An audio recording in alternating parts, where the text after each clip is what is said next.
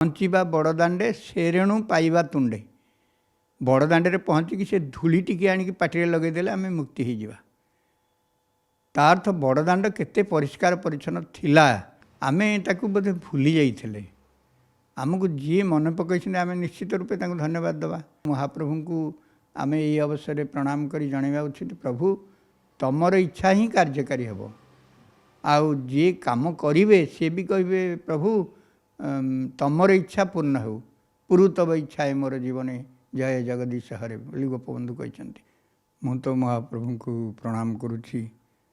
ଘରେ ରହିଛି, ସେଠିକି ଯାଇପାରୁନି ଅବଶ୍ୟ।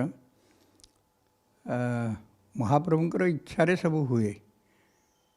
ପ୍ରଥମେ ଯେତେବେଳେ ମୁଁ ପୁରୀ ଆସିଲି, ପୁରୀରେ ଏବେ 20 ବର୍ଷ ଅତିକ୍ରମ କଲାଣି, ମୁଁ ରହିଗଲାଣି। ଯେତେବେଳେ ପ୍ରଥମେ ଏଠିକି ଆସିଥିଲି ସମସ୍ତଙ୍କୁ ପଚାରିଛି, ବହୁ ଲୋକଙ୍କୁ, ଗଜପତି ମହାରାଜାଙ୍କୁ ପଚାରିଛି, ବହୁ ବିଶିଷ୍ଟ ବ୍ୟକ୍ତିଙ୍କୁ ପଚାରିଛି, ସାହିତ୍ୟିକମାନଙ୍କୁ, ସାମ୍ବାଦିକମାନଙ୍କୁ ଏବଂ ଯେଉଁମାନେ ସବୁ ବିଶିଷ୍ଟ ବ୍ୟକ୍ତି ମହାପ୍ରଭୁଙ୍କ ଭକ୍ତ ସେମାନଙ୍କୁ ସବୁ ପଚାରିଛି। ଏପରିକି ଯେଉଁମାନେ ସେବା କରୁଛନ୍ତି ସେବାୟତ ସେମାନଙ୍କୁ ପଚାରିଛି ଯେ ପୁରୀ ହେଉଛି ପୃଥିବୀର ଏକ ଶ୍ରେଷ୍ଠ ସ୍ଥାନ। ଖାଲି ଶ୍ରେଷ୍ଠ ସ୍ଥାନ ନୁହଁ, ଇଏ ହେଉଛି ବୈକୁଣ୍ଠ। ମହାପ୍ରଭୁ ଯେଉଁଠି ଅଛନ୍ତି ସେ ହେଉଛି ବୈକୁଣ୍ଠ, ବୈକୁଣ୍ଠ ଧାମ। ଇଏ ବୈକୁଣ୍ଠ ଧାମକୁ ବହୁ ବିଶିଷ୍ଟ ସାଧକମାନେ ଏବଂ ମହାପୁରୁଷମାନେ ଆସିଛନ୍ତି। ଶଙ୍କରାଚାର୍ଯ୍ୟ ଆସିଛନ୍ତି ଏବଂ ଆମର ଇଏ ଆସିଛନ୍ତି, ନାନକ ଆସିଛନ୍ତି, ଅନ୍ୟମାନେ ବହୁତ ସାଧୁ ସନ୍ଥ ମହାତ୍ମା ସବୁ ଆସିଛନ୍ତି, ଶ୍ରୀ ଚୈତନ୍ୟ ବି ଆସିଛନ୍ତି। ସେଇ ଯେଉଁ ବାଟ ଦେଇକି ସବୁ ଚାଲୁଥିଲେ, ଯାଉଥିଲେ ଏବଂ ମନ୍ଦିରକୁ ଦର୍ଶନ କରିବାକୁ ଯାଉଥିଲେ, ସିଏ ରାସ୍ତାରେ ଏବେ ଆମେ ପାଦ ପକାଇ ପାରୁନୁ। ମୋତେ ଲାଗେ ଆମ ଘରକୁ ଆସିଲା ବେଳେ ବାଟରେ ସେ ଯେଉଁ ଗଣତି ଛକ ପଡ଼େ, ପାଖରେ ସବୁ ପଡ଼େ, ସେଠି କାଦୁଅ ପାଣି ଭର୍ତ୍ତି ହେଇଥାଏ। ମୁଁ ମନେ ମନେ ଭାବେ, ଅଧିକାଂଶ ସମୟରେ ମୋର ସେଇଟା ଅଜ୍ଞତା ହେଇଥିବ, ମୁଁ ଭାବେ ଏଇ ବାଟ ଦେଇକି ନାଚି ନାଚି ଚୈତନ୍ୟଦେବ ଯାଉଥିଲେ, ଏଇ ବାଟ ଦେଇକି ଚାଲି ଚାଲି ଯାଉଥିଲେ ଶଙ୍କରାଚାର୍ଯ୍ୟ। ଇଏ ହେଉଛି ବୈକୁଣ୍ଠ, ମର୍ତ୍ତ୍ୟ ବୈକୁଣ୍ଠ। ତା ଭିତରେ ଏମିତି ଅଳିଆ କାଦୁଅ ପରିଷ୍କାର ଏସବୁ କ'ଣ? ଆଉ ଏଠି ଯେଉଁମାନେ ଅଛନ୍ତି ପ୍ରତିଦିନ ତାଙ୍କ ବାରଣ୍ଡା ଧୁଅନ୍ତି, ତାଙ୍କ ପାହାଚ ଧୁଅନ୍ତି ଏବଂ ପରିଷ୍କାର ରଖନ୍ତି। କୁହାହେଇଛି ମଧ୍ୟ ଶାସ୍ତ୍ର ପୁରାଣ ମାନଙ୍କରେ ପରିଷ୍କାର ପରିଚ୍ଛନ୍ନ ରହ ବୋଲି। ଆଉ ଏମିତି କାହିଁ ହେଇଛି ମୁଁ ପଚାରିଛି, ଉତ୍ତର କିଛି ପାଇନି। ଏବେ ଉତ୍ତରଟା ପ୍ରାକ୍ଟିକାଲ ଦେଖୁଛି। ପ୍ରାକ୍ଟିକାଲ ମାନେ ଏ ଯେଉଁ ଚିନ୍ତା ଯିଏ କଲେ, ସରକାର କରନ୍ତୁ ବା ଆମର ବିଶିଷ୍ଟ ବ୍ୟକ୍ତିମାନେ କରନ୍ତୁ କିମ୍ବା ଯେଉଁମାନେ ଆମର ଅଛନ୍ତି ସେବାୟତ ସେମାନେ କରନ୍ତୁ, ଗୋଟେ ଭଲ ଚିନ୍ତାଧାରା। ଭଲ ଚିନ୍ତାଧାରା ଅର୍ଥ ପରିଷ୍କାର ପରିଚ୍ଛନ୍ନତା ହେଉଛି ମୁଖ୍ୟ କଥା। ମହାପ୍ରଭୁ ସବୁବେଳେ ପରିଷ୍କାର ରହିବାର ପକ୍ଷପାତୀ। କାହିଁକିନା କେତେଥର ସେ ସ୍ନାନ କରୁଛନ୍ତି, କେତେଥର ତାଙ୍କ ଲୁଗାପଟା ସବୁ ବଦଳୁଛି, ବେଶ ପୋଷାକ ହେଉଛନ୍ତି ଏବଂ ଥରେ କିଛି ଗୋଟେ ଅଘଟଣ ଘଟିଗଲେ ଭିତରେ ତାଙ୍କର ଇଏ ହେଉଛି, ମହାସ୍ନାନ ହେଉଛି। ଏସବୁ କାହିଁ ହେଉଛି? ମହାପ୍ରଭୁ ପରିଷ୍କାର ପରିଚ୍ଛନ୍ନତାକୁ ଭଲ ପାଆନ୍ତି। ଏ କଥା ମହାତ୍ମା ଗାନ୍ଧୀ ବି କହିଛନ୍ତି, କ୍ଲିନଲିନେସ୍ ଇଜ୍ ଗଡଲିନେସ୍। ତେଣୁ ସଫାସୁତୁରା ରହିବା ଏବଂ ପରିଷ୍କାର ପରିଚ୍ଛନ୍ନ ରହିବା ଏଇଟା ନିହାତି ଆବଶ୍ୟକ। ଏବଂ ସେତେବେଳେ ଆମ ପିଲାକାଳେ, ତା ପୂର୍ବରୁ ଆମ ପୂର୍ବପୁରୁଷମାନେ ଆସିକି କହୁଥିଲେ କ'ଣ ନା, ପହଞ୍ଚିବା ବଡ଼ଦାଣ୍ଡେ ସେରେଣୁ ପାଇବା ତୁଣ୍ଡେ। ବଡ଼ଦାଣ୍ଡରେ ପହଞ୍ଚିକି ସେ ଧୂଳି ଟିକେ ଆଣିକି ପାଟିରେ ଲଗେଇଦେଲେ ଆମେ ମୁକ୍ତି ହେଇଯିବା। ତା ଅର୍ଥ ବଡ଼ଦାଣ୍ଡ କେତେ ପରିଷ୍କାର ପରିଚ୍ଛନ୍ନ ଥିଲା ବା ତା'ର ମହତ୍ତ୍ୱ କେତେ।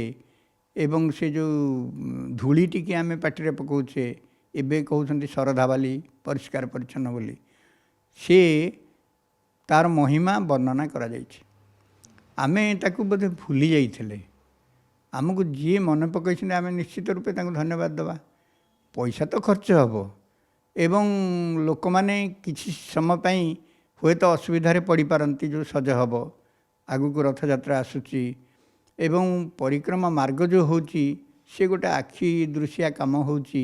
महाप्रभुंकर मनर संतुष्टि निश्चित रूपे हम ए कि सन्देहर अवकाश ना कहीं जिते बड़े राजा महाराजा मैंने आसछंती किछि किछि काम करिसंती कही करिसंती मेघनाद पाचेरी कही करिसंती कुर्म बेढ़ा कही करिसंती अन्य सब मंदिर मान करिसंती लक्ष्मी के मंदिर होईची विमला के मंदिर होईची बहुत कथा नुआ नुआ सब होईची तेणु आमर तो ये मंदिर भी तैयारी होनी केवल मझिरे किछि मठ को संप्रसारण करा जायछि सेतेबेले संप्रसारण न तो ताकू भांगी दिया जाइथला बोली कहा जाउछि किंतु एबे से ताकू भी पुनरुद्धार करा जाउछि कारण से माने सेवा करिवे महाप्रभुंकर किछि दिन पे आमे असुविधा पड़ीचे निश्चित रूपे कामटे कला बेले असुविधा पड़ा घरटे तैयारी कला बेले किछि असुविधा हम किंतु ता बोली जे सी सबुदिन पे असुविधाटा रहिबो एमती किछि माने नाही किंतु आउरी तो भल कथा हवा कथा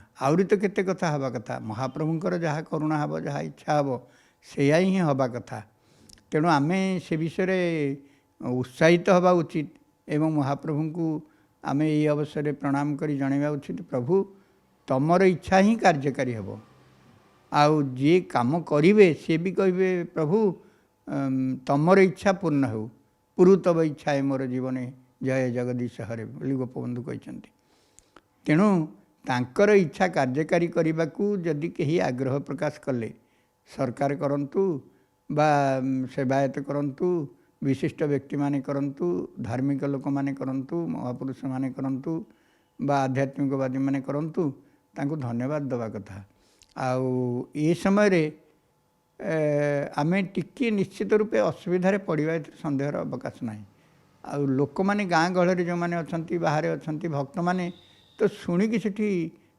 खुशी हो जाती टिके जाकि देखीदे केमती जमी रथयात्रा बेला आसिक महाप्रभु को चाहिदेले गोटे आनंद हो जाती आउ अधीर हो पड़ती महाप्रभु को दर्शन हो गला बोली सेमती महाप्रभुकर स्थान ये जो एते सुंदर होती तैयारी होती निर्माण करा जाउची नवनिर्माण करा जाउची सेथिरे समस्ते निश्चित रूपे खुशी हेबे आनंदित हेबे एवं महाप्रभु सेमानंकु दया करिवे महाप्रभुंकर आशीर्वाद समस्त ऊपर रहिबो एथिरे सन्देहर अवकाश नाही से महाप्रभु को कोटि कोटि दंडवत एवं से समस्त को सुखरे रखंतु आनंदरे रखंतु एवं तांको कार्य सफल हो यह ही आमर कामना।